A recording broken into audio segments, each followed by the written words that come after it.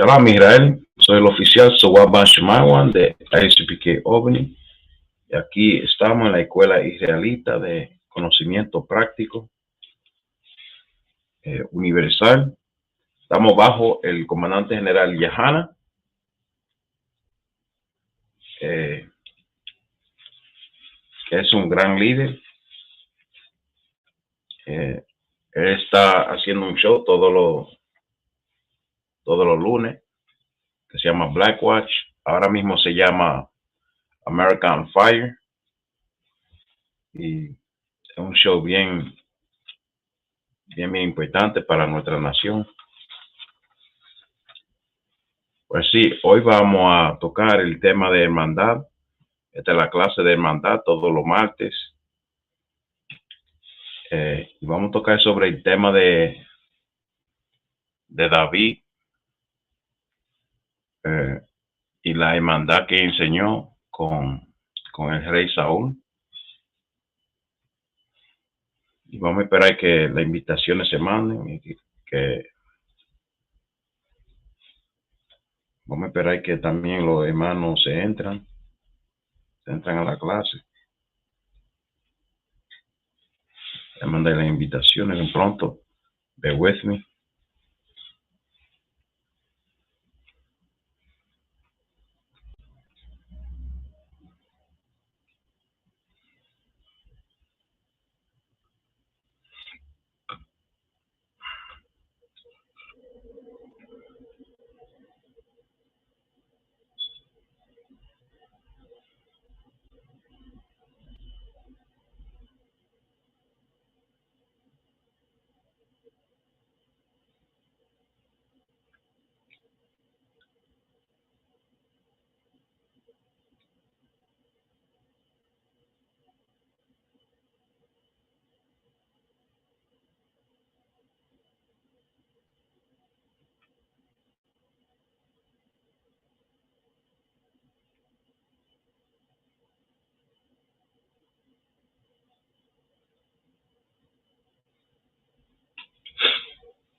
Shalom Yahaba Shem Shabakatam, al hermano Magan Amaz,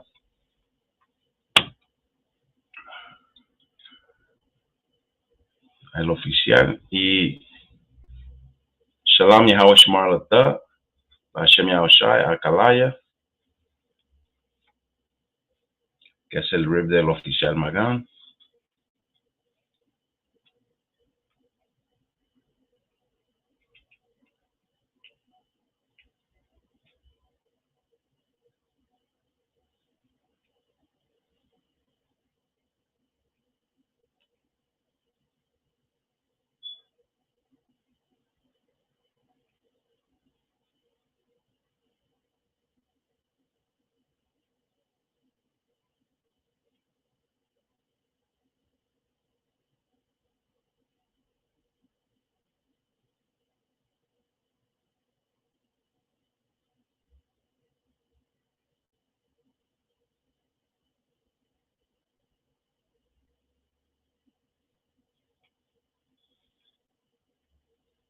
Ok, vamos a ver si comenzamos la clase entonces.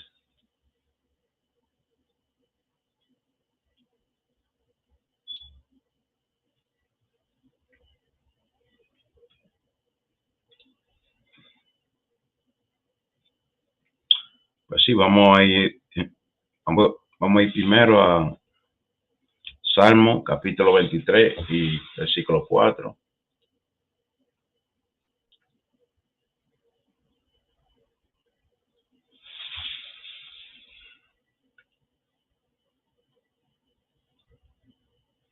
Y dice: aunque ande en valle de sombra de muerte, no temeré mal alguno, porque tú estarás conmigo. Tu vara y tu callado me infundirán aliento. Y este es el rey David hablando de que, como dice, aunque ande en el valle de sombra de muerte, que aunque el peligro esté rodeado de él. Un segundo, mi gente, déjame traer el oficial AG1 West. Shalom, Yahaba Shem Shabrakatah. Hey, Shalom, Yabashim, Shabrakatah. ¿Cómo está, oficial?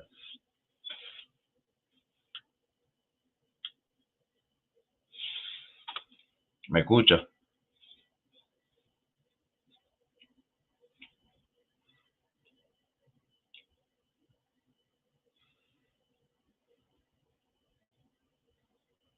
You're on mute, sir. No, it's like you're gonna have to forgive me. I still don't speak Spanish like that, yeah. All right. Salaki then.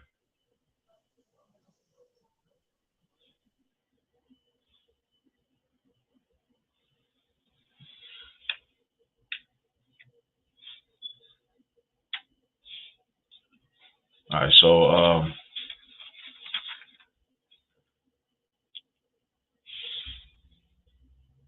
let me go ahead and switch it up to a little bit of the English then.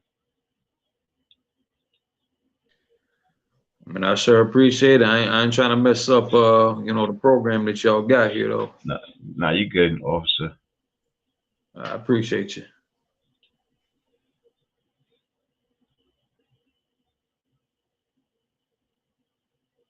All right.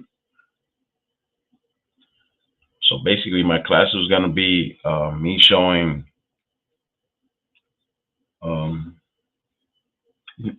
how King David handled his situation with King Saul,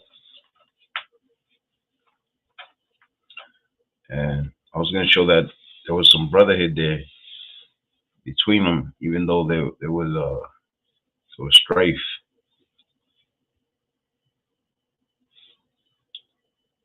All right.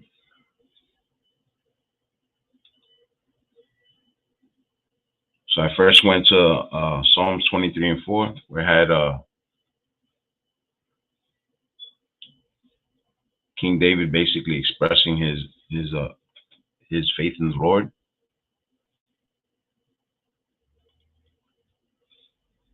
Let's go there real quick.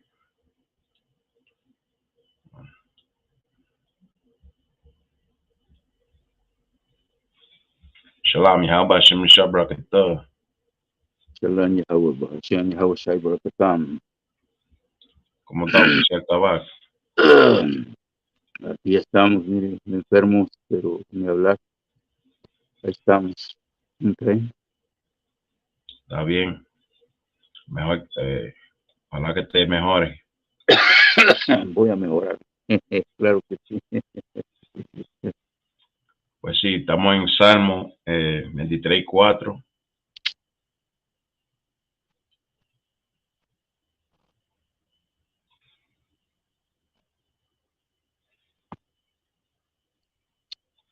Y estamos leyendo en español y estamos leyendo también en inglés.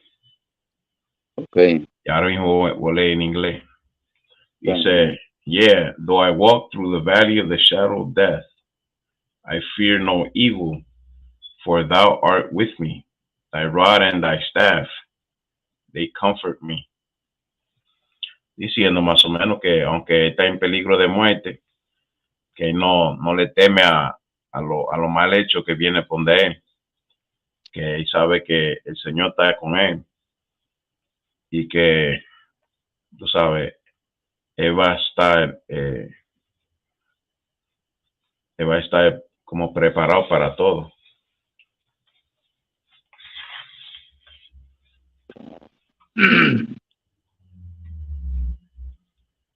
Como que la protección del mal está con él.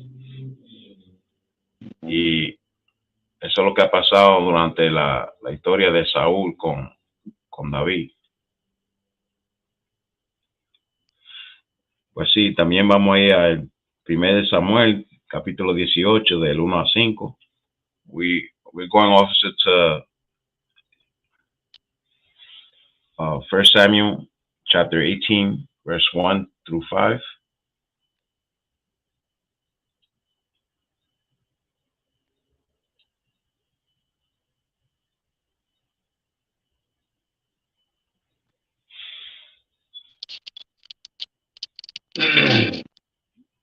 Lo voy a leer en español primero.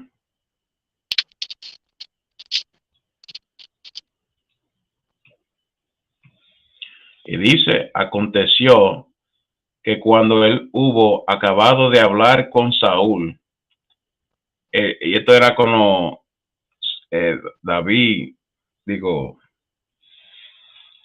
sí, que David habló con Saúl y él había ganado con Golías, creo yo que era, y le estaban dando todo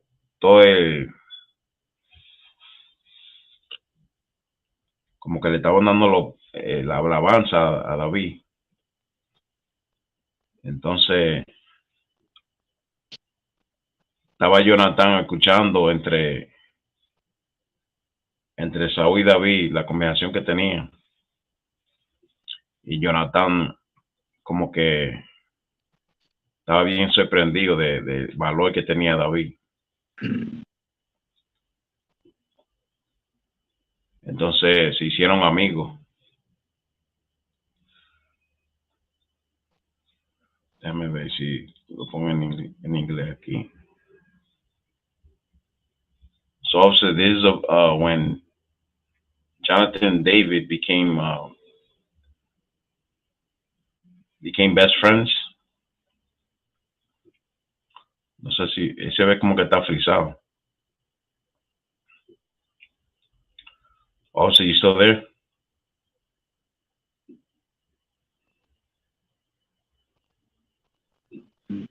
Yeah, I'm still. You seem like you was freezing up. It's like, yeah, sometimes in the basement, my phone will do that. This is basically when David and Jonathan's friendship grew after the defeat of Goliath. This is 1 Samuel 18, 1-5. I'm gonna read it in Spanish, then I'll read it in English afterwards.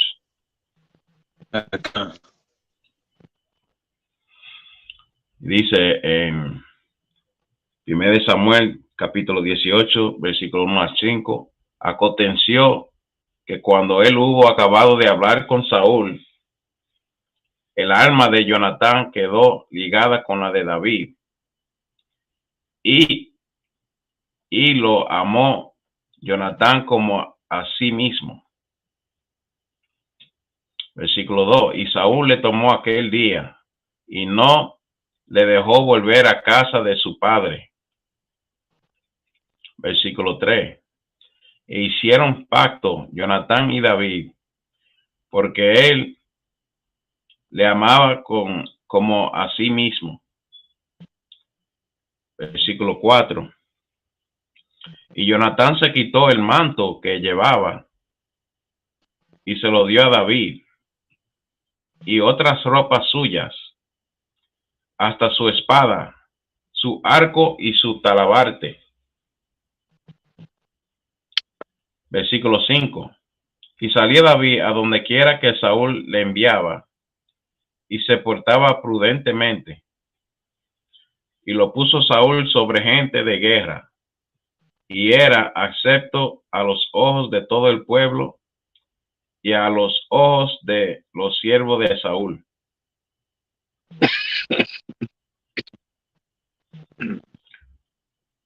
This is 1 Samuel chapter 18, verse 1. And it came to pass when he made an end of speaking unto Saul, that the soul of Jonathan was knit with the soul of David, and Jonathan loved him as his own soul.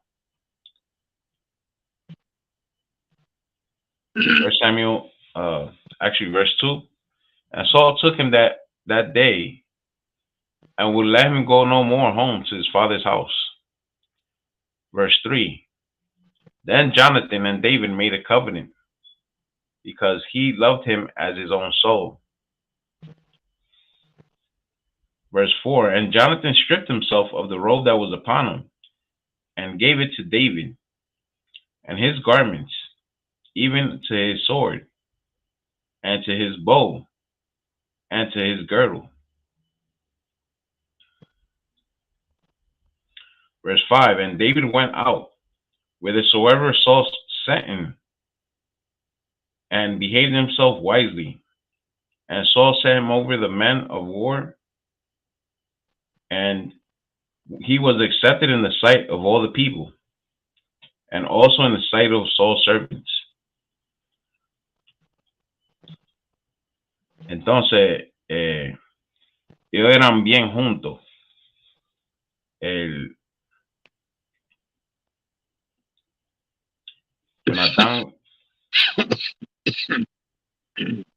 Jonatán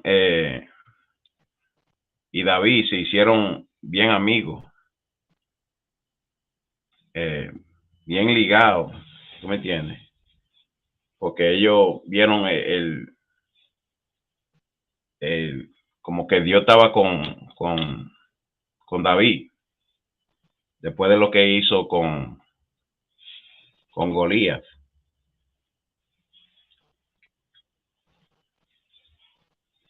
Entonces, aconteció que los dos hicieron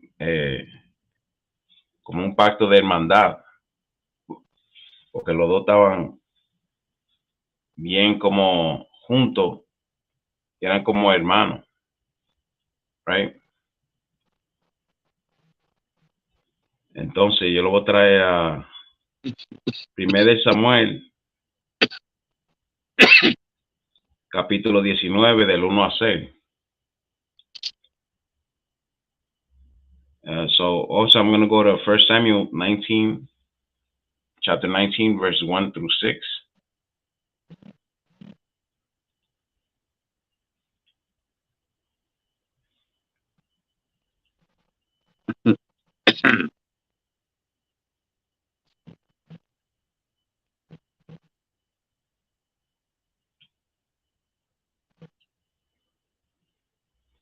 Entonces dice, habló Saúl a Jonatán, su hijo, y a todos sus siervos, para que matasen a David.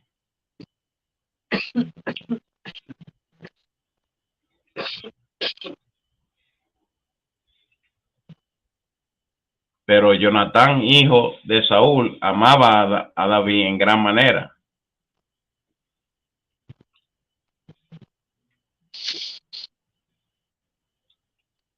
Versículo 2. Y dio aviso a David diciendo, Saúl, mi padre, procura matarte. Por tanto, cuídate hasta la mañana y estate en lugar oculto y escóndete. Y yo saldré y estaré junto a mi padre en el campo donde estés. Y hablaré de ti a mi padre y te haré saber lo que haya. Versículo 4. Y Jonatán habló bien de David a Saúl, su padre, y le dijo, no peque el rey contra su siervo David, porque ninguna cosa ha cometido contra ti, y porque su obra han sido muy buena para contigo.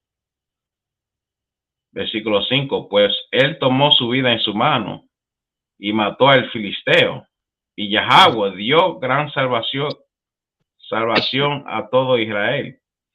Tú lo viste y te alegraste. ¿Por qué pues pecará contra él sangre inocente, matando a David sin causa? Versículo 6. Y escuchó Saúl la voz de Jonatán y juró Saúl, vive Yahweh, que no morirá. Vamos a leer en inglés para el hermano. This is 1 Samuel. Hold on 1 second. We got a brother coming in.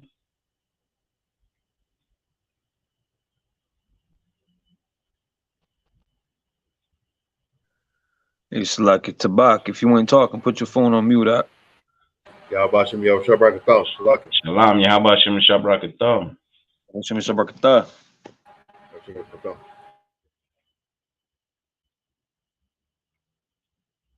All right. I guess he got disconnected. All right, so this is 1 Samuel chapter 19, verse 1. And Saul spake to Jonathan his son and to all his servants that they should kill David. I mean, after all, you know what I'm saying, David did. You know what I'm saying? Killing the Philistine. Now he wants to kill David for his acts, man. Like, damn. So let's go to verse 2. But Jonathan, Saul's son, delighted much in David. And Jonathan told David, saying, Saul, my father seeketh to kill thee. Now therefore I pray thee, take heed to thyself until the morning, and abide in a secret place, and hide thyself. Verse 3, and I will go out and stand beside my father in the field where thou art, and I will commune with my father of thee, and what I see that I will tell thee.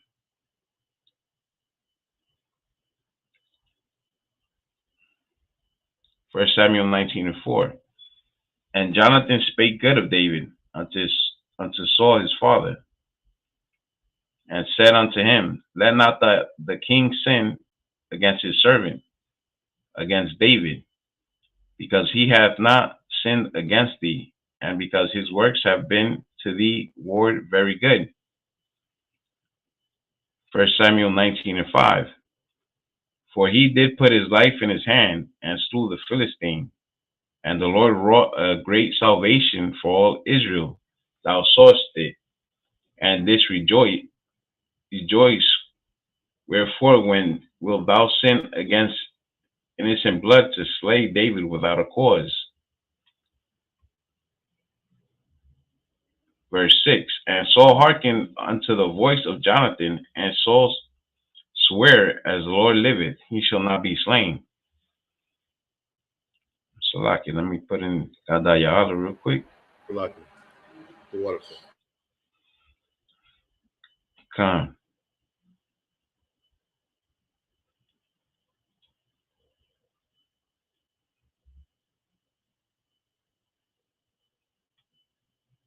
So I was saying, like, after all, you know what I'm saying, David did, Saul was seeking after him, and it wasn't right, man. That's not the brotherhood that Yahweh wants to us brothers here. Pues sí, la hermandad que Dios quiere no estaba con Saúl.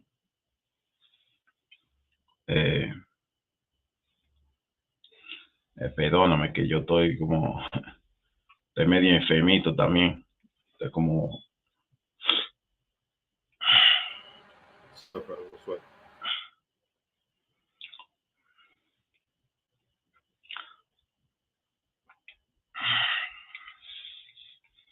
pues sí, el problema de nuestra gente también, como que ese, así que nos llevamos nosotros. Ahí, estamos como fuera de lugar con todo lo que Dios quiere, y no estamos como no estamos en la mira de querer nuestro propio hermano, ¿me entiendes? Estamos como desorganizados, estamos como perdidos en qué es lo que Dios quiere. Estamos haciendo lo que uno quiere hacer, pero nada, voy a seguir para adelante para enseñar de que nosotros ahora estamos haciendo lo que uno quiere hacer. No estamos siguiendo las reglas de que Dios quiere que uno siga.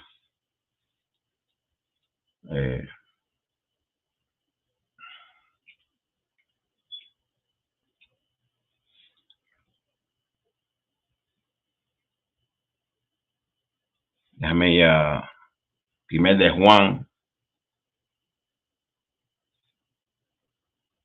capítulo 4, versículo 20.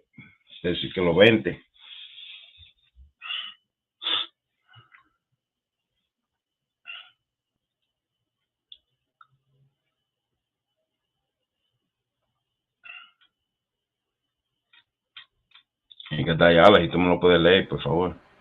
Vamos a buscar. El libro de Primera de Juan, capítulo 4, versículo 20. Sí, de 20 a 21. 20-21.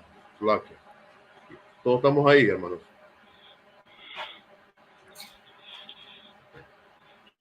Ok, dice, Primera de Juan, capítulo 4, versículo 20, dice, si alguno dice, yo amo a Yahweh y aborrece a su hermano, es mentiroso.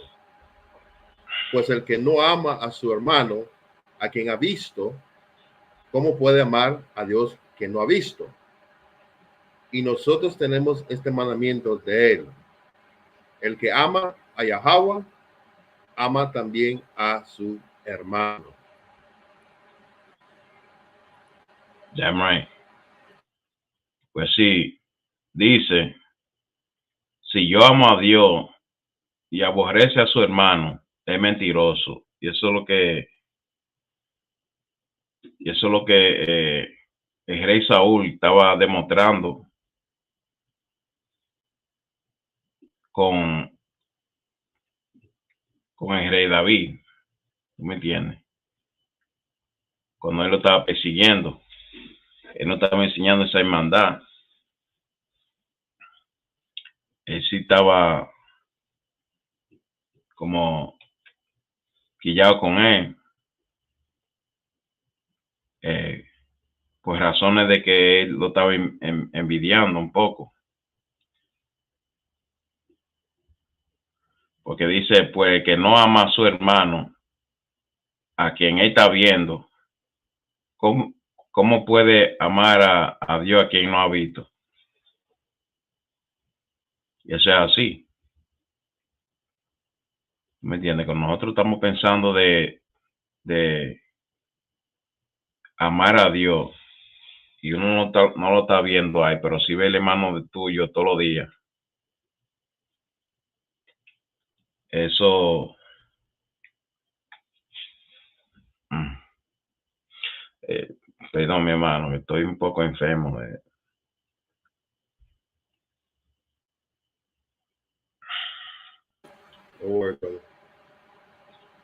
Ah.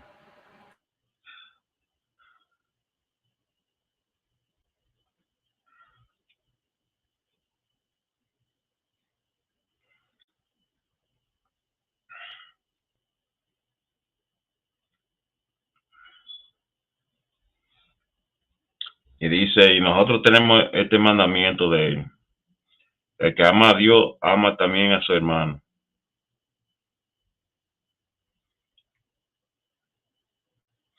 Y eso es claramente lo que está pasando ahí.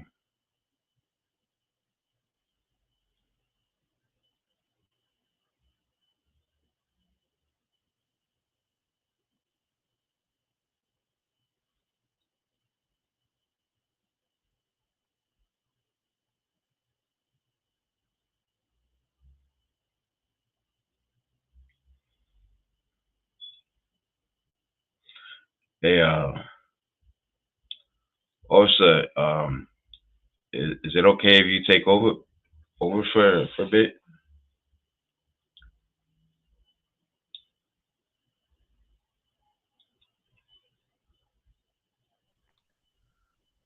It's like you're talking to me.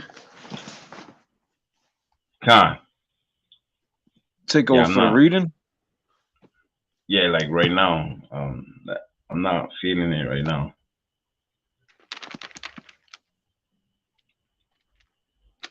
Said you're not feeling it right now? Yeah, I don't feel like kind of good.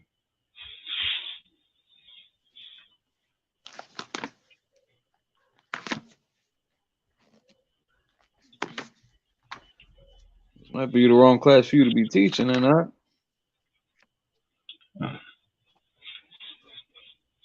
Where you at? I'm 1 John 4:20 to 21. 20. Then I was gonna go to 1 Samuel 24.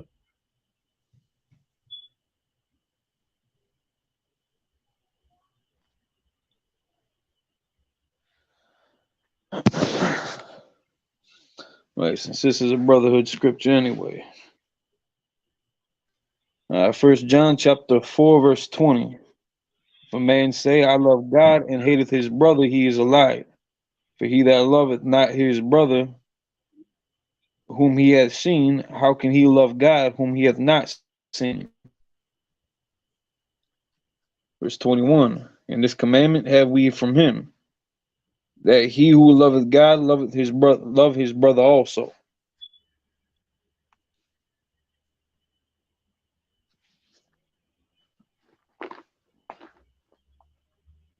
Here we're going back to 1 Samuel. Yeah, 1 Samuel 24, 1 through 6. And then I was gonna keep on going to Matthew 18, 21, 22.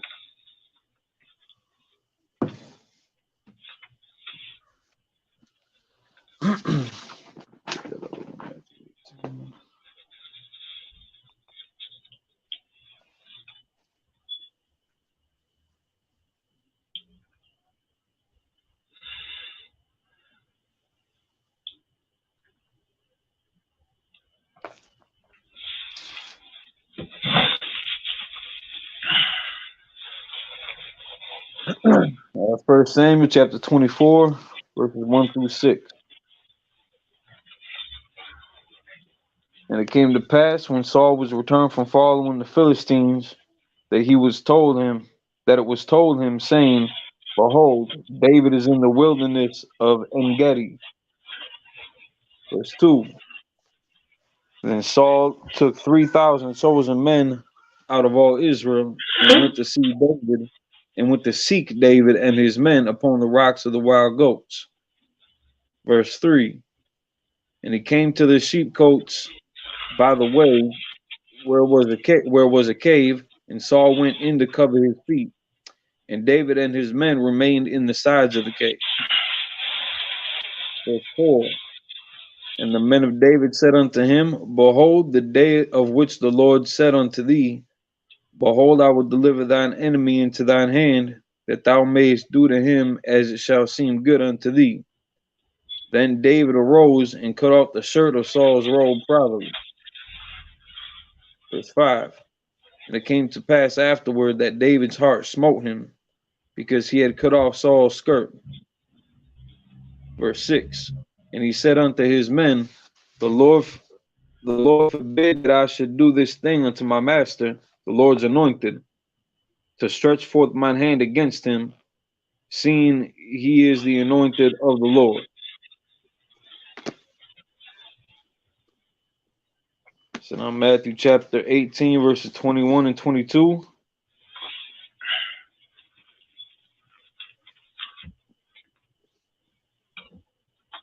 Matthew chapter 18, verse 21. Then came Peter to him and said, Lord, how oft shall my brother sin against me, and I forgive him? Till 7 times? Verse 22. Yahweh saith unto him, I say not unto thee until 7 times, but until 70 times 7.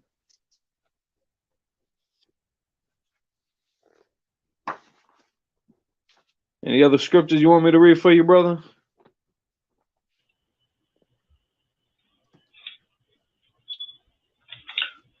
Sir.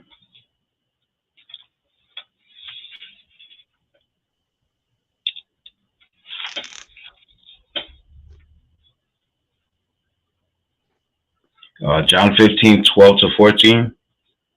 1 Samuel 26 and 18.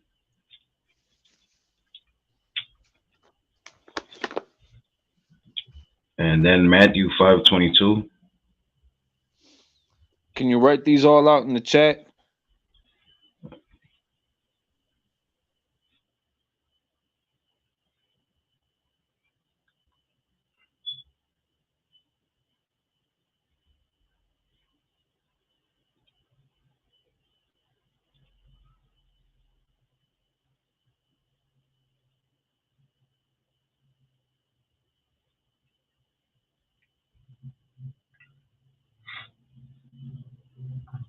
See, I must have dropped out. Now, if y'all want to go back to reading in the Spanish, I mean, this is the type of thing that I got to learn anyway. If y'all want to go back to reading into the Spanish, we can skip the English, and I can just follow along in the Spanish and try to keep up with you. Wakanda.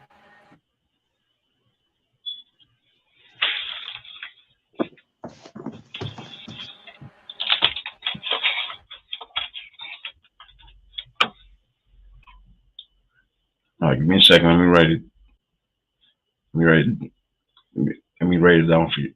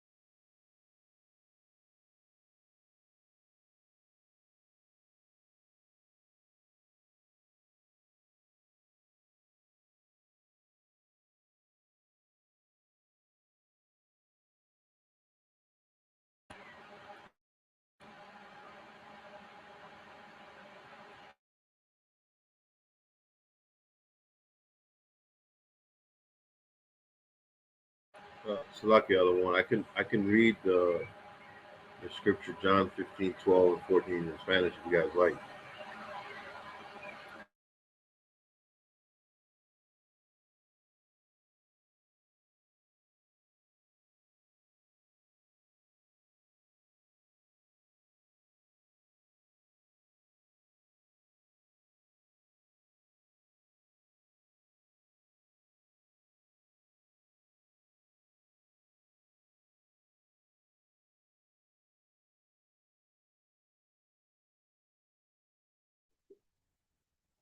Hey, Gadiala, what's your rank? Salakis, I'm a trooper, sir. Oh, you're a trooper? All right, no sweat. Sir.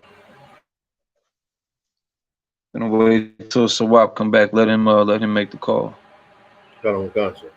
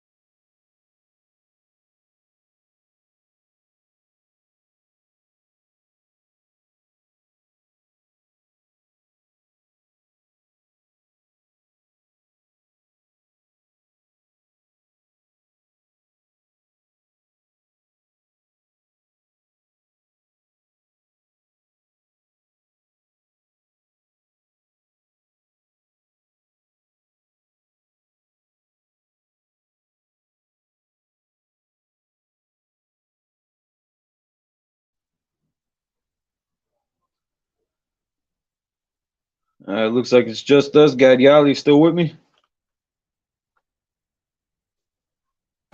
Sir.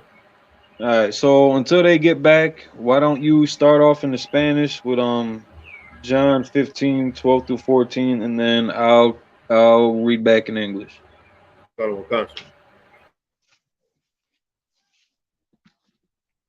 El libro de Juan, capítulo 15, versículo 12 a 14, dice: Este es mi mandamiento, que os améis unos a otros como yo os he amado.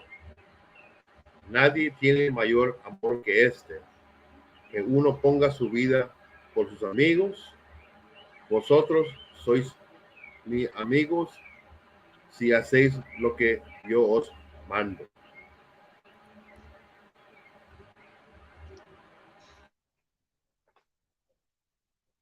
That was the end of it. Sir. So in English, John chapter 15, verse 12 through 14. This is my commandment, that ye love one another as I have loved you. Greater love hath no man than this, that a man lay down his life for his friends. Ye are my friends if ye do whatsoever I command. What's like if ye do whatsoever I command you.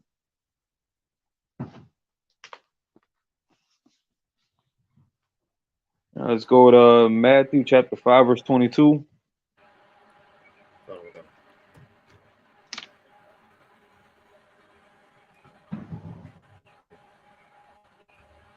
Okay. El libro de Mateo, capítulo 5, versículo 22.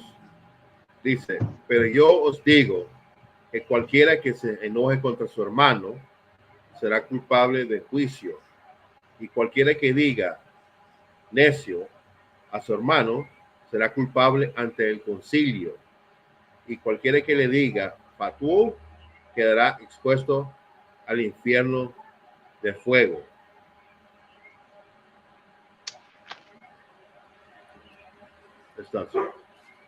I don't know too much Spanish, but I know what the fuck fuego means.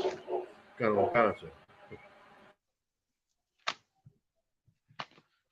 with you. I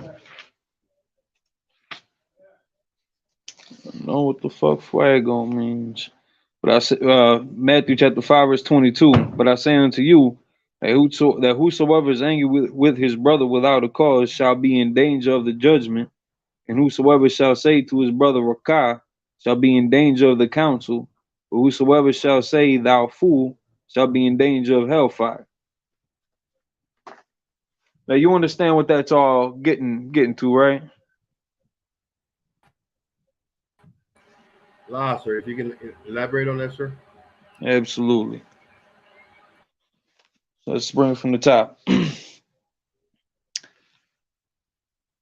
So one thing in the truth that these brothers had was brotherhood. Outside of keeping the laws of God and thus having God's protection, the only other thing that we got on this earth is brotherhood. The way we treat each other, the way that we operate around each other. Same thing with sisterhood. So anytime we say brotherhood, that's synonymous with sisterhood as well. And you've seen how people can act in the world. They get mad over they flip a lid over the dumbest shit. Things that would be very easy to resolve if a brother were to just go to the other man or to that woman and be like, listen, Slack, you're like, I feel offended that you did this or this, or you said this or that. And right then and there, it could be squashed. Now, if that person, like in the school, in the truth, if that person were to disagree, we're not going to sit there, go back and forth. We're just going to take it straight to the council and then have them judge the matter. So when it says Matthew 22 verse 5, or Slacky, Matthew chapter 22, or no, Slacky, Matthew chapter 5 verse 22. But I say unto you that whosoever is angry with his brother without a cause shall be in danger of the judgment. So as quick as things get you riled up, some people, I mean, they trip. They don't even trip over an offense. They trip over something that maybe they just didn't like. Maybe they don't like the color blue and brother's wearing the color blue. That's not a reason to get mad about fucking anything. But all too often, it's like for the language, but all too often, we have little issues like that. You know, that's not a justifiable cause to be angry. So now you're gonna be guilty of the judgment. It's like you shall be in danger of the judgment. You could do or say something that would actually make you the offender, and now that judgment's gonna get reversed on to you. So now you're gonna be the one getting checked. You're gonna be the one possibly losing rank. You're gonna be the one getting fined. You're gonna be the one having to do 500 push-ups, all because you didn't like the color blue, and then you got angry with that brother and you treated him different because he was wearing a colored shirt that you just didn't like. You would have preferred if he wore red. It don't matter what the hell he wears. That's not an issue for us to get mad about. And whosoever shall say to his brother Rakah. Now, if I don't have it with me, do you got a Zondervan Bible dictionary? No, sir. No sweat. Just for sake of time, Rakah is simply it's just a term of disrespect. It's a term of hostility of it's just a diss. It's just it's just a diss in Hebrew. You just kind of disrespecting somebody. Shall be in danger of the council. So now you taking it, but you're not going to him or her with a just cause. You're not laying out what the possible offense was. You're not airing your grievance out. You just damn near cussing them out. You just insulting them without provocation. So now you're gonna be in danger of the council. That brother that sister was justifiable to take you straight to council for that. Well, I know it's like I should say the protocol would be let that person know that you just got offended by what they had said to you. And then if like say I said something, to you like that, and then you found offense to that, you came to me and you said, listen, this you offended me. I don't appreciate that. If I don't apologize right then and there, take me to counsel, and that's again, it's gonna be a similar consequence to being in danger of the judgment. You can be at the mercy of the council for for jumping out the window and offending the brother without cause, without provocation. You're just running your mouth, and this can be pretty much the same thing. They all add up to the same thing: be in danger of the council, or it's like be in danger of the judgment, be in danger of the council, and be in danger of hellfire. It's all pretty much leading up to the same thing. Just kind of giving you different, not even degrees of it necessarily, but because it's all going to be, it's all essentially the same definitions. The judgment, the council, and hellfire, it's all punishment. So when we take matters, making a mountain out of a molehill, when we take small matters and we use that as a platform to offend one another, we are breaking those laws of brotherhood. You're not going to your brother saying that you got an you're tripping over something that you really ain't got no right to be offended by, and you're taking it out on that person unjustifiably. They didn't do nothing to you. You got no reason to take them to a council, but you're just mad at them and you're nitpicking about shit. So now they would have every right to bring you up on charges. And then if you're still in that spirit, you're gonna refuse to apologize. Otherwise, you would have gained a brother. And when you get brought to judgment, you get brought to council, and you get brought to that hellfire, you're gonna be the one punished. Fair enough? Council to order, sir. On the bar. All right, let's go and get 1 Samuel chapter 26, verse 20. Council.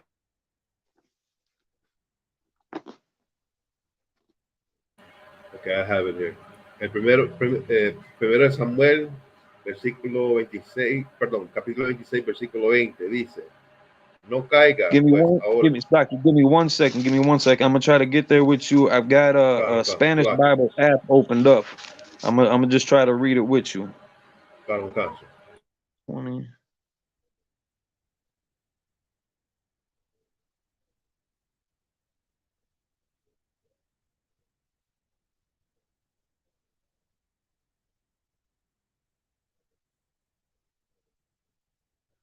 You got it, brother. Acá, el libro de Primeras Samuel, versículo 20, perdón, capítulo 26, versículo 20. No caiga, pues ahora, mi sangre en tierra delante de Yahweh, porque ha salido el rey de Israel a buscar una pulga, así como quien persigue una perdiz por los montes. In English, 1 Samuel chapter 26, verse 20. Now therefore let not my blood fall to the earth before the face of the Lord. For the king of Israel is come out to seek a flea, as when it's like to come out to seek a flea, as when one doth hunt a partridge in the mountains. Shit, you know what that's talking about? Lost, no idea. He's going back to scrutinize. When the Most High comes back, it ain't gonna be to teach a lesson. It ain't gonna be to it's gonna be either to raise up or tear down. He's gonna be raising up the nation of Israel. He's gonna be tearing down these other nations. But then within Israel, he's gonna sit there and nitpick every little offense. So that's the metaphor that is given you when it says, for a king of Israel is come out to seek a flea. You know, fleas are tiny. Fleas are hard to spot. It's hard to catch.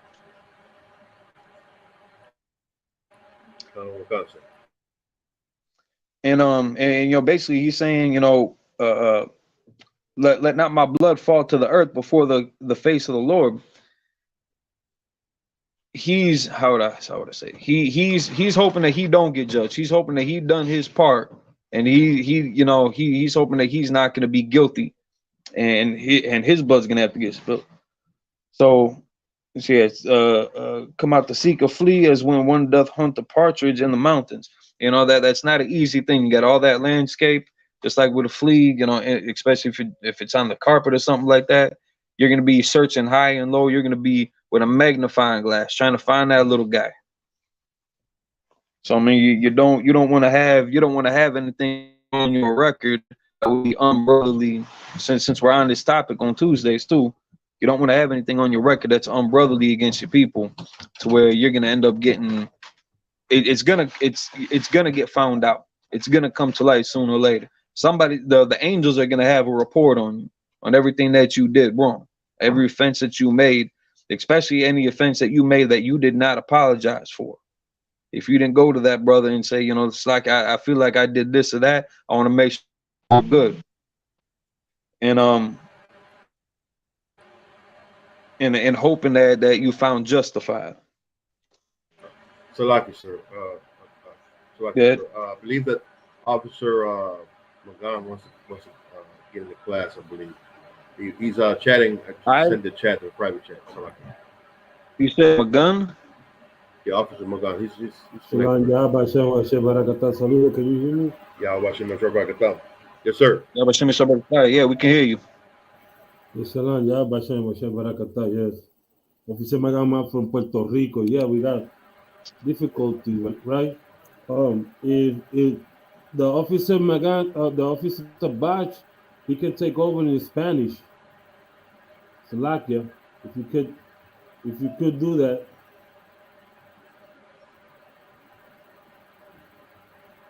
Hold on. Who else? It's like in Magan. What's your rank out there in Puerto Rico again? I'm here in Puerto Rico, sir. In Puerto Rico, yes, sir. So like, what rank again?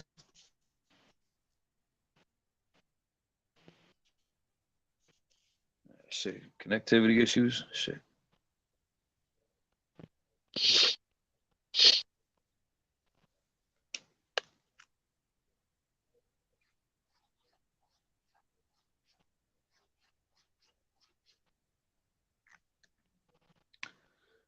I know. So Gadiala is Spanish your first or second language? My second language, sir. I'm good with both. Second. No sweat, no sweat. Let's move on to Luke chapter 6, verse 31. Okay.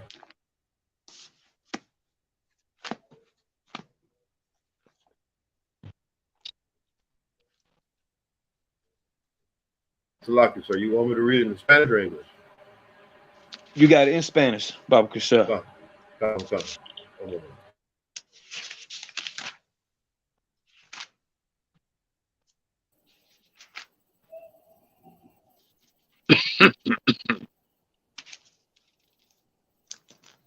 Oh, Salaki, Tabak, can you mute hear your me mic, now? brother. Yeah, we can hear you, Magun.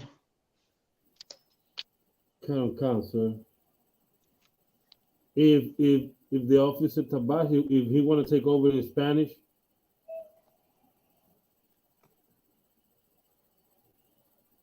Let's let the trooper get some stripes. Go ahead, trooper. Yes, estamos en el libro de Lucas, capítulo 6, versículo 31. ¿Y cómo queréis que hagan los hombres con vosotros? Así también haced vosotros con ellos.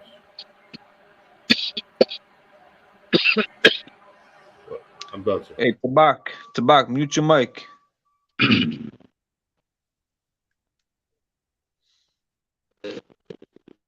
And that was the end of it, Gadiala. That was pretty short, right? Come, sir. That's the end of it, sir. Luke chapter 6, verse 31. And as ye would that men should do to you, do ye also to them likewise. So, I mean, we kind of understand that. We've been reading the left and right all throughout the Bible. You know, doing to others as you would have them doing to you.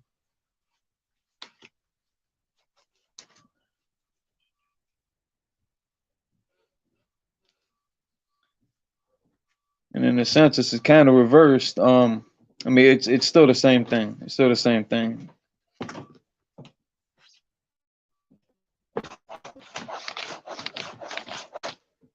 All right, we can go on to Samuel 26 and 25. 1 Samuel 26 and 25. Come.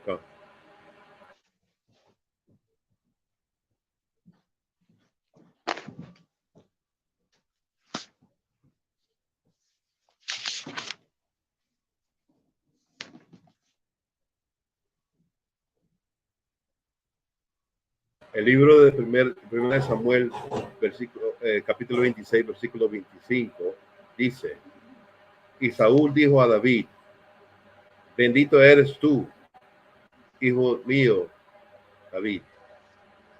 Sin duda emprenderás tus cosas grandes y prevalecerás. Entonces David se fue por su camino y Saúl se volvió a su lugar. That's it, sir. Now, how familiar are you with the story between David and Saul?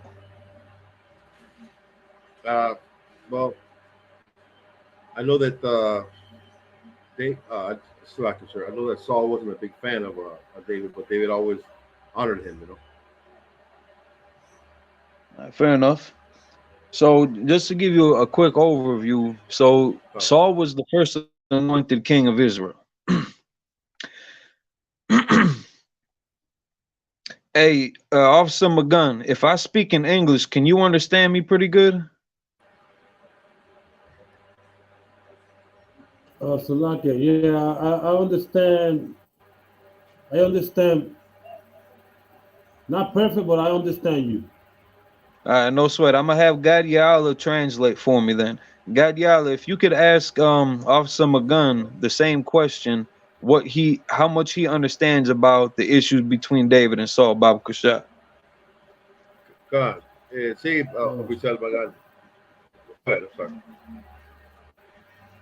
Sí, estaba preguntando oficial si usted sabe la historia entre lo que más o menos la historia entre Saúl y David. Council, yeah, so like so far I understand everything you talk. You talking right now. I understand. Okay. If I got any doubt, I'll let you know. All right, bet.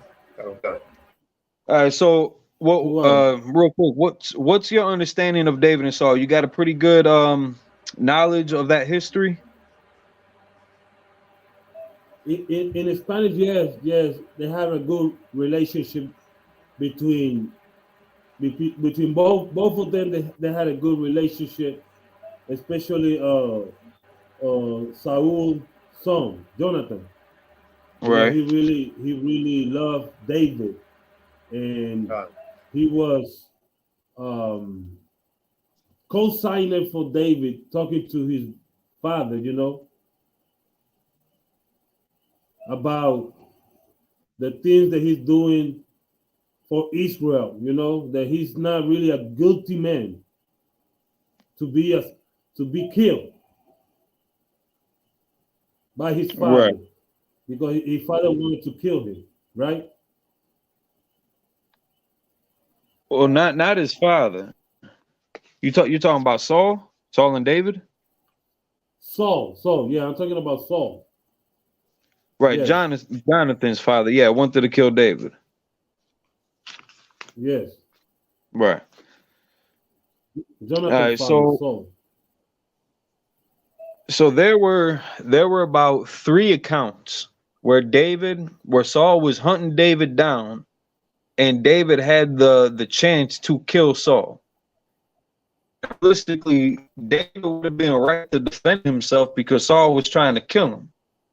But every time that David came into that point, he would always kind of check himself because he knew that Saul was the Lord's anointed. You know, that he was the chosen king by the Lord for the people.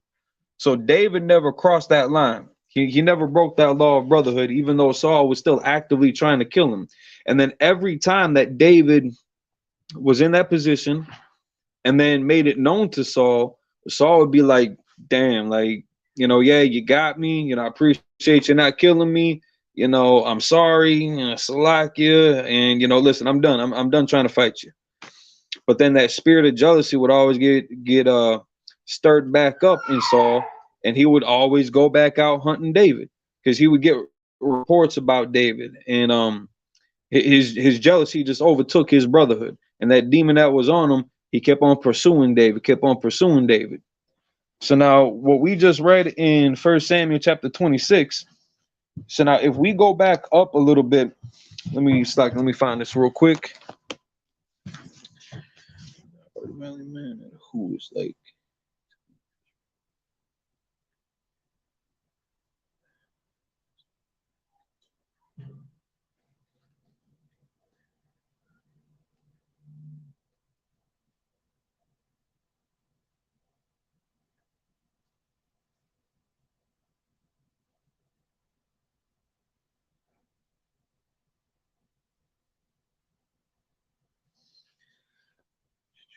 start at verse 1. Start at 26 in verse 1.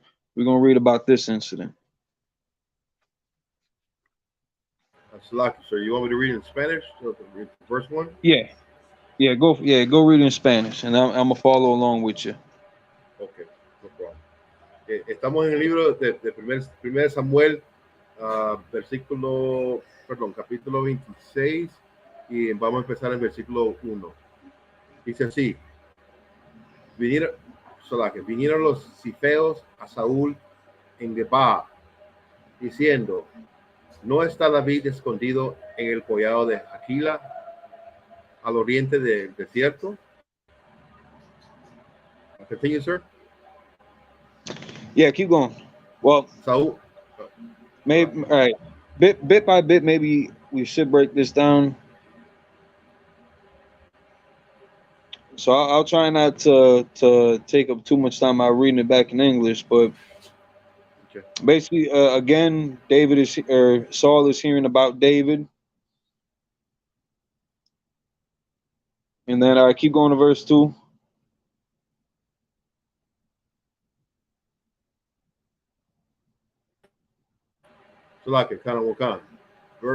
Versículo 2. Saúl entonces se levantó y descendiendo al desierto de Zif, llevando consigo 3,000 hombres escogidos de Israel para buscar a David en el desierto de Zif. He chose 3,000 men to go hunting after David and his men. It wasn't just David either. David was with his men, the men that sided with him. And it's not like David was trying to usurp authority, but these were men that were loyal to David. You know, every house has their own people, and these were the men that were loyal to David. So it wasn't just David that was getting hunted down. Saul and his army would have killed every brother that was roaming with David. Go ahead, read verse 3. Acá, verse 3, versículo 3. Y acampó Saúl en el collado de Aquila, que está al oriente del desierto, junto al camino. Y estaba David en el desierto, y entendió que Saúl seguía en el desierto. Keep going. Carmocán, versículo 4. David, por tanto, envió a espías y supo con certeza que Saúl había venido. So he understood. So he sent out the spies, just to cover their back, and just as it says, he knew that Saul was gaining ground and in pursuit of him. Verse 5. Carmocán, versículo 5. Y se levantó David y vino al sitio donde Saúl había acampanado. Y miró a David el lugar donde dormían Saúl y Abner, hijo de Ner, general de su ejército. Y estaba Saúl durmiendo en el campamento y el pueblo estaba acampanado alrededor de él. Verse 6. Entonces, versículo 6. Entonces David dijo a Ahimelech, Eteo, y a Abisaí, hijo de Sarvia, hermano de Joab, quien descenderá conmigo a Saúl en el campamento. ¿Quién descenderá conmigo a Saúl en el campamento? Y dijo a Abisai, yo descenderé contigo. Keep going. Versículo 7. David pues y Abisai fueron de noche al ejército, y he aquí Saúl estaba tendido durmiendo en el campamento, y su lanza clavada en tierra a su cabecera, y Abner y el ejército estaban tendidos alrededor de él. All right, so now we're seeing how close David was able to get to Saul. In his camp, in his own camp, surrounded by 3,000 warriors, 3,000 killers, David and a couple brothers went down there, snuck in right next to where Saul was sleeping. They could have killed it and ended him right then and there. Verse 8. Versículo 8. Entonces dijo Abisai a David, hoy he entregado a Yahweh, a tu enemigo, en tu mano ahora, pues déjame que le hiera con la lanza y lo enclavaré en la tierra de un golpe, y no le daré segundo golpe. Should I continue? Real quick, hold on. Yeah, so Abishai is he wants. I don't want. Well, I guess in a sense you could say he's not as brotherly as David, because he's advocating for David to have him killed. He's even volunteering to be the one to kill Saul. Keep going. In verse 9. Y David respondió a Abisai, no le mates, porque ¿quién extenderá su mano contra el ungido de Yahweh y será inocente? All right, keep going. Versículo 10. Dijo además David, vive Yahweh, que si Yahweh no le hiriere, o si tu día llegue para que muera, o descendiendo en batalla perezca. So now, David's loyalty to Saul is still in the forefront of his mind. He's still acknowledging Saul as the rightful king, as the Lord's anointed, as he keeps on saying. And he knows that wouldn't go unpunished. And all his attempts to try to deter Saul from following that path have thus failed. So I mean, he's basically like, listen, the Lord's gonna deal with him, and you know his day. If he keeps this type of shit up, the Lord's gonna punish him. Because again, David did not do anything wrong to Saul. Saul is very much in the wrong for this. David did not trespass that man at all. Just Saul's jealousy rose up, and because the people saw David after a lot of this happened right after he had killed the Goliath. You know, David wasn't some big, burly, scary-looking dude. He was what they called ruddy. He was a pretty boy. He was he looked like he would have been soft or something. And the people saw his cunning, his charisma, his character, and his skill on the battlefield to kill this known, reputable death machine, this giant Goliath. So after that, people started looking to David. They saw that the Lord was with him, because everybody else in the encampment at the time, they were afraid to go fight that beast. They were afraid to go fight Goliath. But David was like, listen, man, you know, give me my tools, give me my tools. He took a not a slingshot, but a rock sling. He took a rock sling and put dude to death, and then cut off his head with his own sword. So people were amazed by that, and a lot of other people were discouraged by that, because they saw that this pretty boy looking nigga, he had more courage than, he was a young man too at that time. David was a young brother. He had more courage than all these other grown, proven warriors. He had more courage than all these grown men, and put this legend to death. And now he got the love and the acknowledgement of the people, and he got the respect of the people. Saul didn't like that, so he started gunning for David. But even throughout all this, David still acknowledged Saul as the rightful king, still respected him. Or Slakia, we don't really use the word respect in the UPK. It's not a One West term. We use honor. He still honored Saul as the king, and as close as he got. Again, he's sending a message to him, letting him know, like, listen, this could have been it. Well, shit, we're about to get to that. So where are we? Verse 11. Go ahead. Claro, acá, versículo 11. Y guárdeme a Yahweh de extender a mi mano contra el ungido de Yahweh. Pero toma ahora la lanza que está a su cabecera y la vasija de agua, y vámonos. We're in verse 12. So. Keep going. Versículo 12. Se llevó pues David la lanza y la vasija de agua de la cabecera de Saúl, y se fueron. Y no hubo nadie que viese, ni entendiese, ni velase. Pues todos dormían, porque un profundo sueño enviado de Yahweh había caído sobre ellos.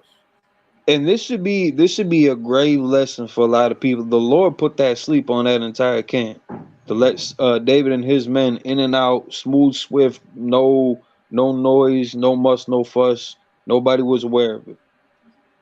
That could have been an enemy that the Lord. So like when David was saying back up in verse, where was it, in verse 9, where he's saying, it's like in verse 10, as the Lord liveth, the Lord shall smite him.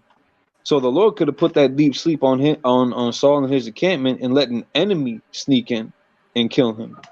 Instead, he allowed it to be David to be the one in this position to, how would I say it, to and again, all this is going to be another lesson for Saul, and to prove David's loyalty and love and honor for the Most High, and his choice is Saul as king. But to let Saul know, like, dude, like, you know, this could have been somebody else. This could have been one of David's men instead of King David himself. And all his men wanted to put Saul to death. So the Lord could have done that. But the Lord put that sleep on him to allow David and his men come in. And so a righteous brother who would not see the Lord's anointed get put to death by his own hands or by his men's hands, you know, he still had mercy. He still had mercy, and how would you say, he still winked at Saul for his ignorance. All right, go ahead, 13. Salaki, sir. I believe the officer Mugan has his hand raised. Salaki. Oh, go ahead, Magan, Salakia. Yes, like I said, and that's a perfect example of the King David, our king practicing brotherhood. That's the Damn right. really brotherhood right there. Damn right. So where was it? What were we reading? I think it was Luke. It was either Matthew or Luke where it was saying, if you approach your brother with anger, if you say rakah, if you call him a fool, Saul was doing a lot worse to David. And David would have been right to seek that judgment. You'd been right to seek that judgment. But he still showed, like you said, Magun, he still showed that brotherhood. And that's what we got here in the UPK. That's something that is so unique to this body versus everybody else that you see out there, versus Christian churches, your Muslim mosques, all your separate camps that are claiming, this Israelite culture. And side note, the only reason why is because they all broke off to school. This originated at school. We start off as what they misuse the term camp. You're not necessarily wrong for it, but they misuse the term camp. But that's why you got so many different camps out there, because they all broke off from home. So now David stayed home despite Saul trying to put him to death out of pure jealousy. David stayed home. He never broke faith. He never broke that bond. He never disobeyed the Most High's ordinances, and he never sought retribution on Saul himself. He said he's going to let the Lord deal with that. But he's sitting there showing Saul, like, listen, it could have been the other way around. And it's about to come out after everybody wakes up. It's about to come out. So where we at? 14. That's lucky, sir. We're at 13, sir. 13. All right, good. El libro de Samuel, 1 Samuel capítulo 26, versículo 13 dice lo siguiente. Lucky. Entonces que pasó David al lado opuesto y se puso en la cumbre del monte a lo lejos, habiendo gran distancia entre ellos. Should I continue? Good. Versículo 14. Y dio voces David al pueblo. Y Abner, hijo de Ner, diciendo, ¿no respondes, Abner? Entonces Abner respondió y dijo, ¿quién eres tú que gritas al rey? So, all right. So now this one he's about to unveil everything. So after he had snuck in, he snuck out, created good distance between them so that they couldn't just because they're about to get pretty touchy about this. If they were right there, it's a safe bet to say that Saul would have had his men capture David's men, and kill them all right then and there. So David was smart to pull back to avoid that issue. But you're shouting across to him like hey nigga, can you hear me? And got their attention. Now go ahead to 15. Versículo 15. Y dijo David a Abner, ¿no eres tú un hombre? ¿Y quién hay como tú en Israel? ¿Por qué, pues, no has guardado el rey tu señor? ¿Por qué uno del pueblo ha entrado a matar a tu señor el rey?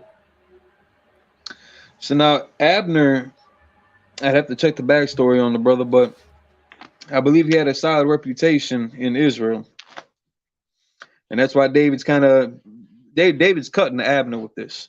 Like, ain't you a valiant man? Like, somebody who's supposed to be looking out for the king, who you're loyal to. Go to 16.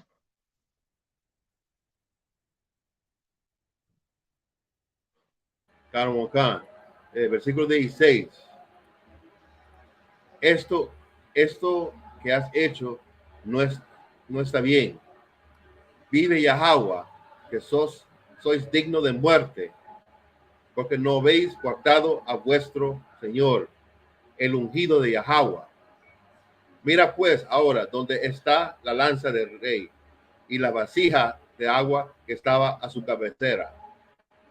So now again, he's going on with that check and like, listen, man, you just as guilty, you know, as somebody who would have murdered Saul, you'd be just as guilty to get put to death because shit, on your watch, this happened. Now they didn't know that the Lord put that deep sleep on them. David didn't even know like the Lord put that deep sleep on him. This was for them, for their experience in this. It was just, how would I say, it was in the midst of a war. Neither of them knew that the Lord had played his hand on it to make all this possible. But with their skill, with their cunning, they were able to get in, get out, and let them know, like, listen, y'all made a horrible mistake. You know, with y'all sleeping on the job, your king could have gotten killed, and you would have been guilty for that. You know, just like with us today, if you know, if we were in our respective headquarters, like for us in the Midwest, it's in Chicago with Captain Marquardt. So if we were in Chicago and we was all at the school and somebody snuck in there past the guards, past the men that are on Shamar at the doors, we're gonna be held responsible for that.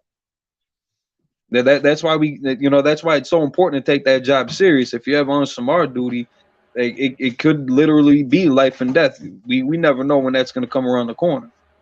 So we just got to make sure that we're doing we got to make sure that we're doing our job. So he's checking Abner like, listen, man, this ain't good. This ain't a good look for you. You know, you are worthy to die because ye have not kept your master, the Lord's anointed. Keep going to 17. Acá, versículo 17. Y conociendo a Saúl la voz de David, dijo, ¿No es esta tu voz, hijo mío David? Y David respondió, mi voz es, rey, señor mío.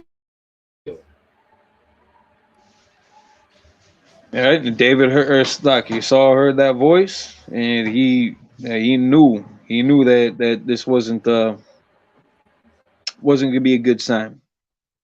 Keep going. Versículo 18, Solakio. Y dijo, ¿por qué persigue así mi señor a su siervo? ¿Qué he hecho? ¿Qué mal hay en mí, mano? Keep going. Versículo 19. Ruego, pues que el rey mi señor oiga ahora las palabras de su siervo. Si Jehová, si Yahweh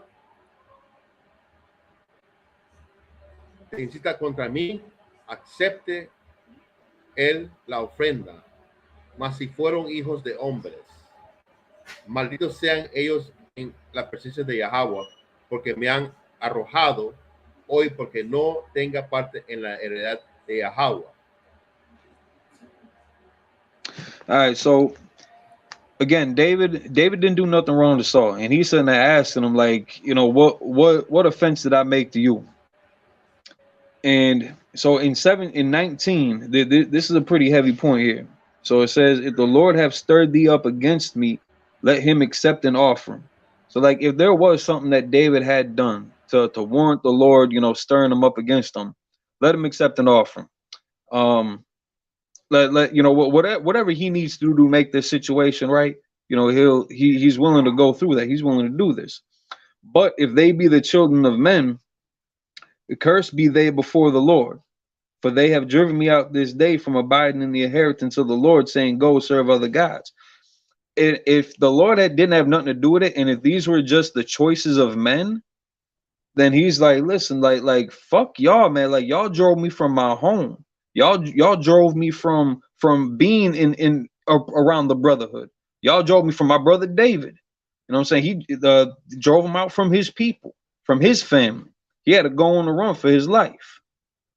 He's like, listen, man, like damn near like woe unto you. Like you're like I'm. It's like what do you say? Cursed be they before the Lord. You know, if the Lord didn't have nothing to do with this, because David sure knows that he didn't do nothing to offend Saul. So these are just the actions of men going on here. We were verse 20, good.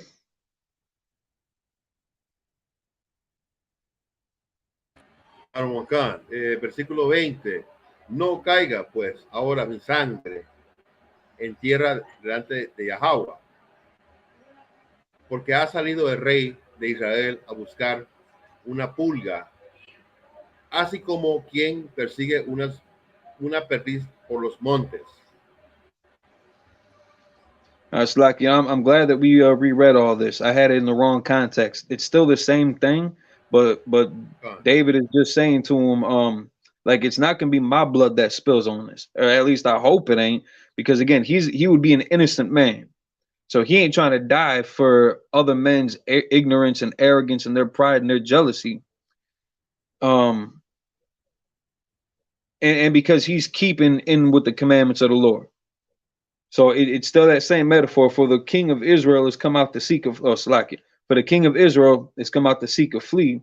So now this is actually talking about Saul, the king of Israel. He's actually talking about him. He's come out to seek a flee, kind of talking about the actions that Saul is doing. Like, dude, you coming out here looking for nothing. Like you looking for, you know, an off-white spot, an off-white blemish on a pure white, you know, piece of leather. You coming out here just looking for something to pick on. You're looking for a flea. You're looking for something annoying. You're looking for something to kill me over.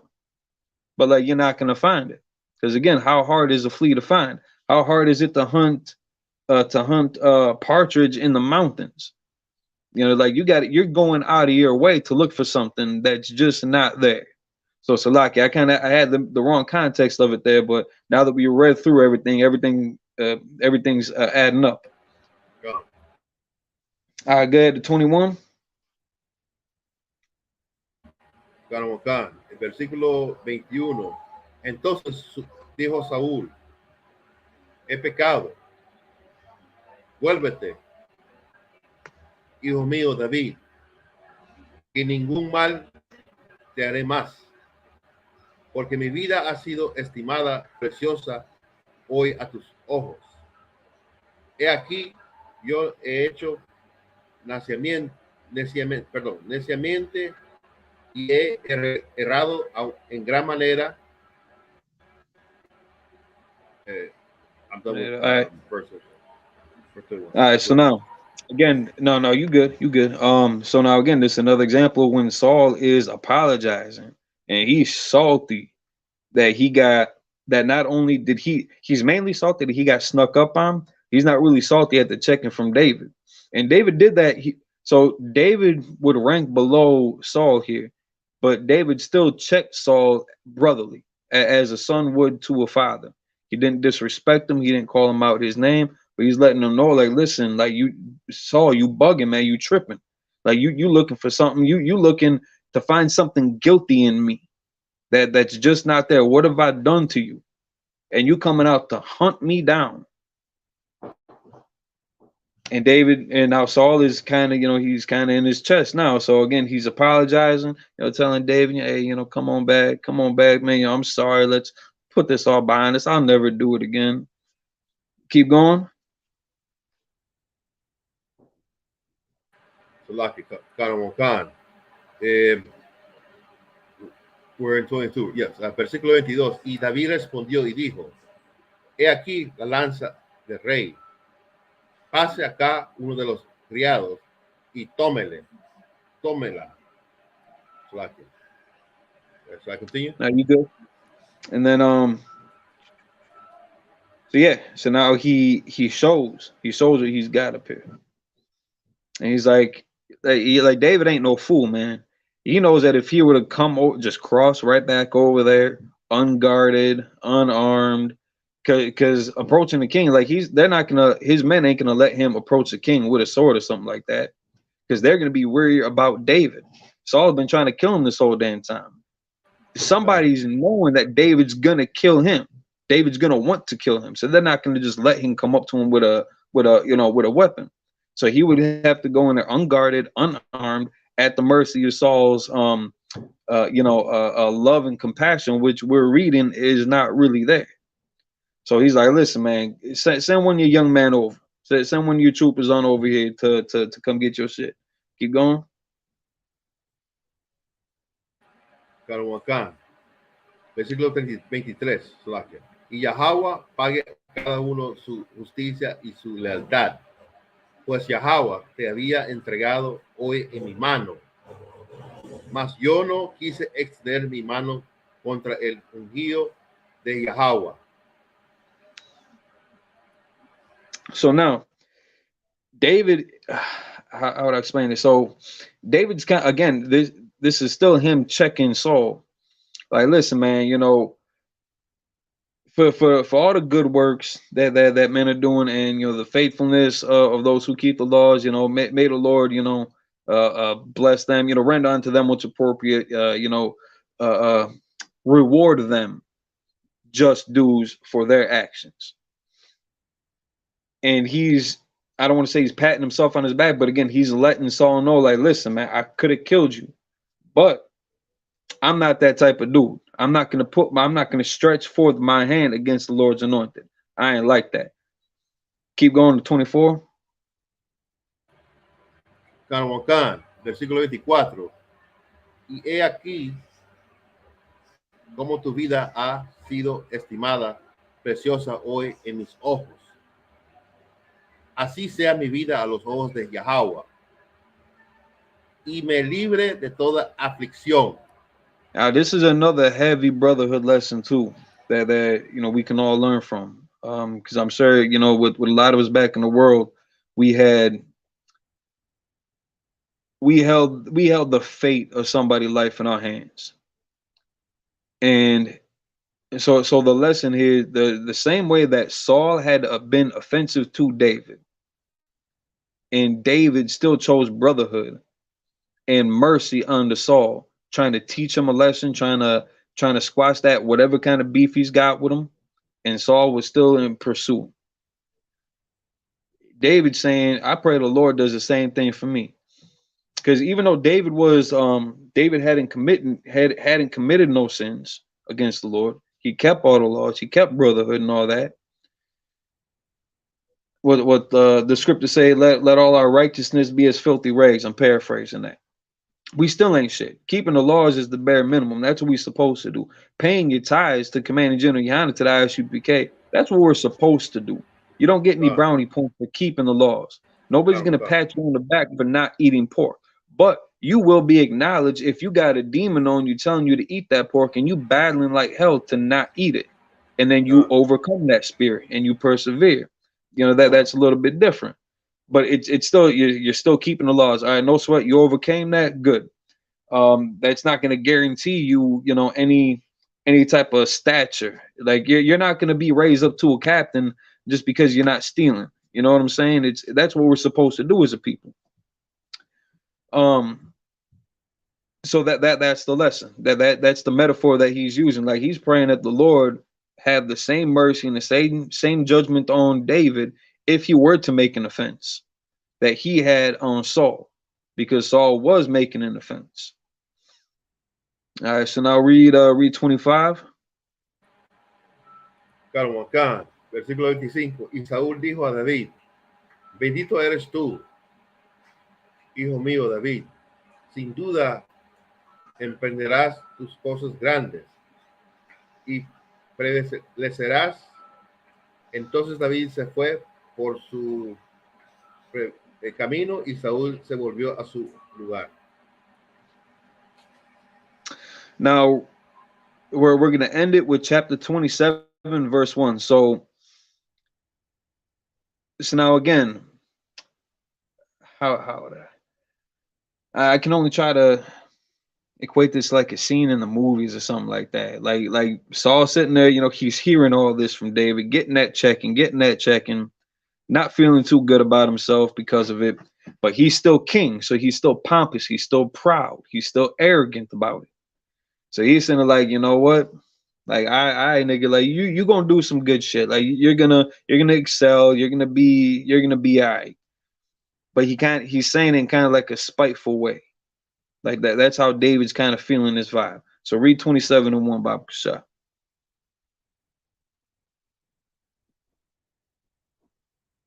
Acá, el libro de Flaquia, Primera de Samuel, versículo 27 y 1.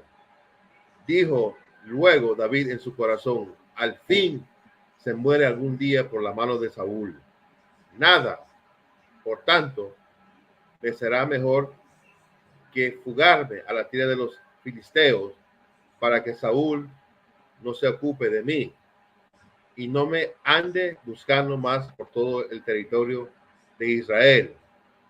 Y así escaparé de su mano.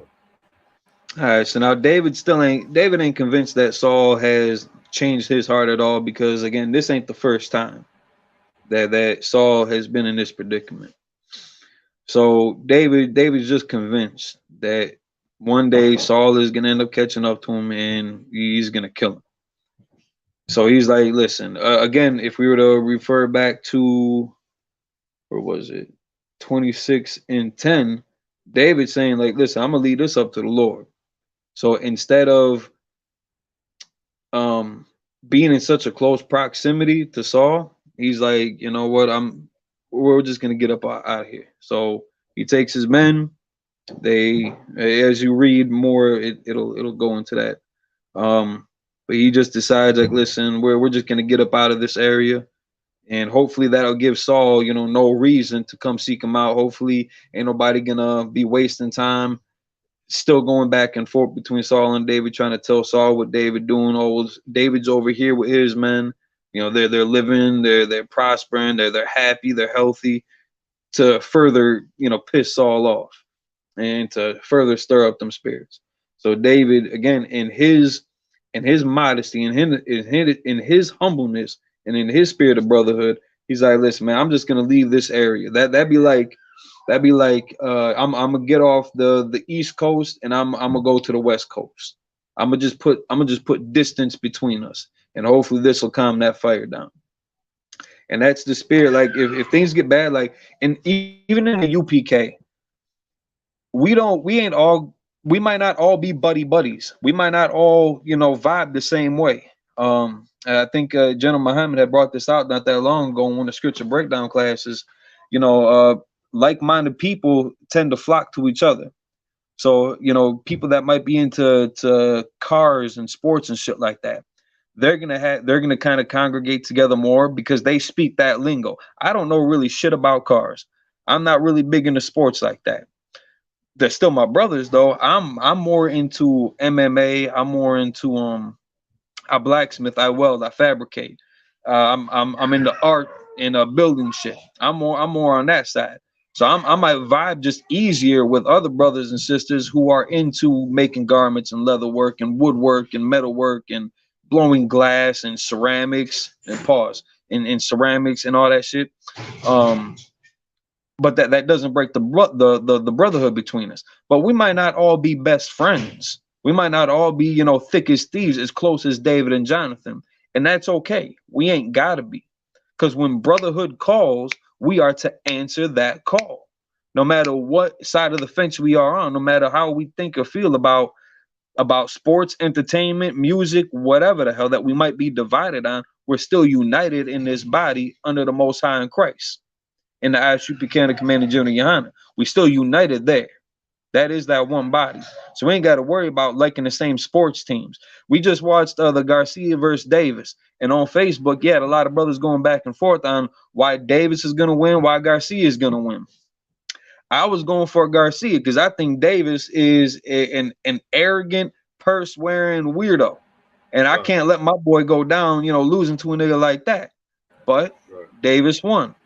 So my response was like, all right, fair fight. He won clean. It was a clean, fair fight. The moral of the story, I'm saying, fuck Trump. So it's, not everybody's gonna be that close knit, but that does not stop the brotherhood here.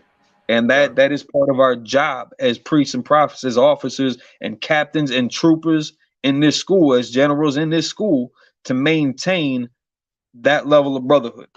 That same way that David was willing to die for his people, to die for his king, to defend his people, defend his king, to not put harm to his people, not put harm to his king. You know, after he's being pursued, him and his men. So that's a rough thing to go through. Imagine, Commanding General, it's like I ain't even gonna say that.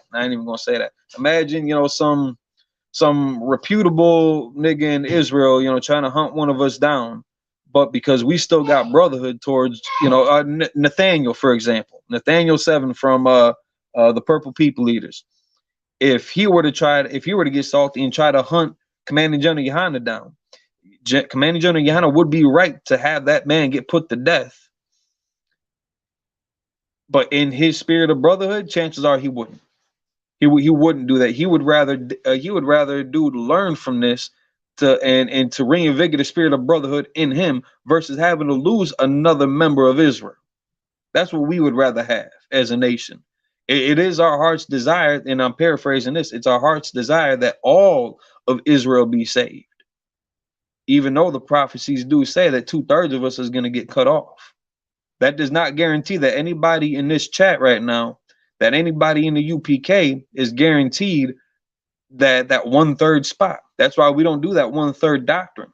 But you got people out there that do teach that shit, which further divides Israel because they're just assuming in their head and in their ego that they are going to be that 1/3 that gets saved, not taking into account any offenses that they might make along the way that's going to put them in that 2/3 slots. So in this school, UPK, under Commanding General Yohanan, all we do is strive for that perfection, making sure that we're maintaining brotherhood and keeping these laws. The laws is the bare minimum. Brotherhood is part of those laws. So that's still part of the bare minimum. But we go above and beyond. And again, that's the rare and unique thing about the UPK. It's legit, it's sincere, and it's genuine. And I can say that from experience because of all the different brothers that I've been around.